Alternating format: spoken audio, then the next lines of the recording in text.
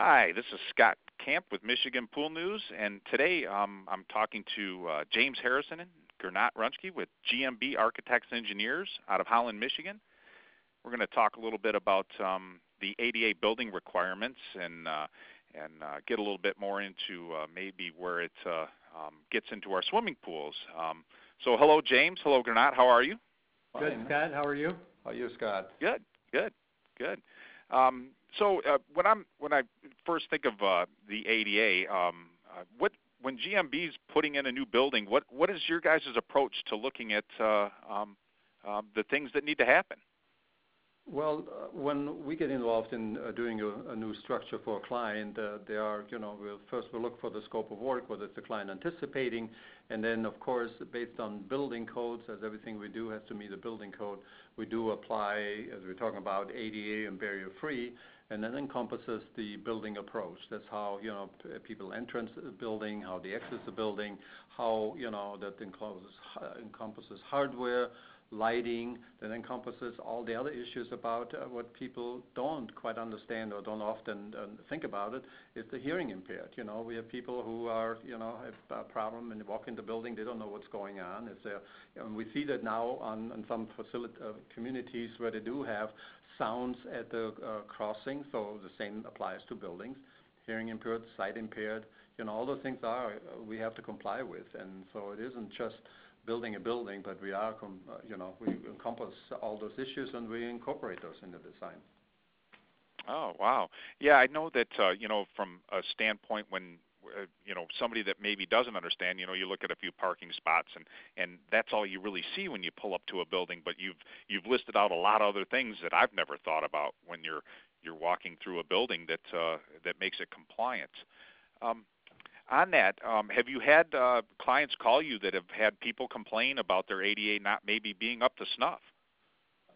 Yes, we have dealt with clients who were called in by whoever made the complaint. There was a citizen or employee, whatever, and those were related to maybe a bathroom not being large enough, not having the accessibility as far as the internal facility layout, or building entrances. And we have taken clients through that process. That's hardware, and again, it's lighting, that's the building entrance, that's the access, the egress. It's a ramp off a parking lot. It's the proximity of parking location. So yes, we have taken clients through that process, corrected those in order to be in compliance. And those happen maybe not very often, but we do have dealt with those in the past few years with a number of clients. Yes. Ah, very interesting. With the ADA changing on the swimming pool side, where we, at Michigan Pool News, we've gotten a lot of calls and so forth. Why is there a reason that it may have taken so long for them to start addressing the swimming pool areas for the ADA?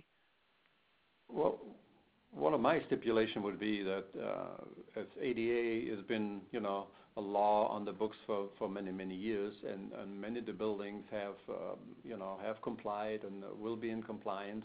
But as it relates to pools, there aren't too many pool structures, so to speak, and as we see more being built now, I think people become aware, and ADA probably became aware that, yes, we need to disseminate that certain things which apply to a building may not necessarily apply to the pool tank, or how do you get into a pool?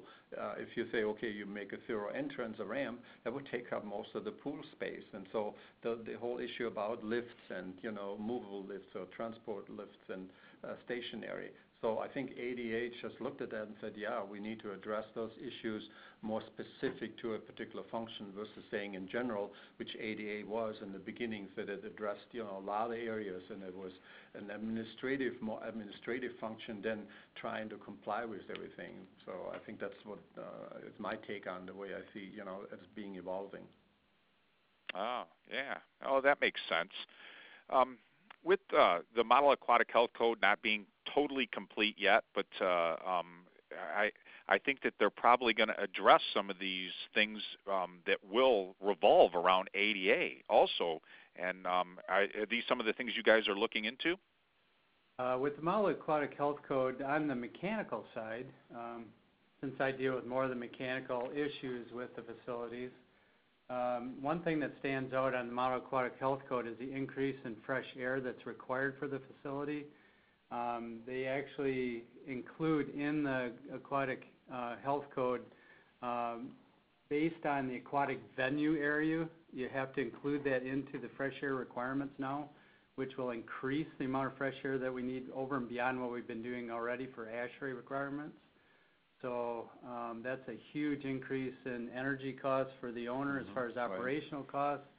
And also there's a humidity aspect where they want us to hold 65% relative humidity in a 24-hour period when it's occupied in the facility, which means we'll probably have to have dehumidification units almost on every swimming pool to comply with that, which again adds to the operational costs for the pool owners. So yeah, there's quite a bit in the proposed Model Aquatic Health Code that really affects the mechanical side of life. So as far as the architectural side, I have not spent adequate time to say, yes, I'm very familiar with that, but as we're getting into new projects, we usually pull up the latest and familiarize ourselves, and so things are still moving. They're still, working on that, and as James said, it's to propose, so I'm not sure if it has been passed yet, but it's something which we usually try to stay on top and try to keep up with the latest, but personally, I haven't looked into that deep enough in order to say, yeah, what kind of impact.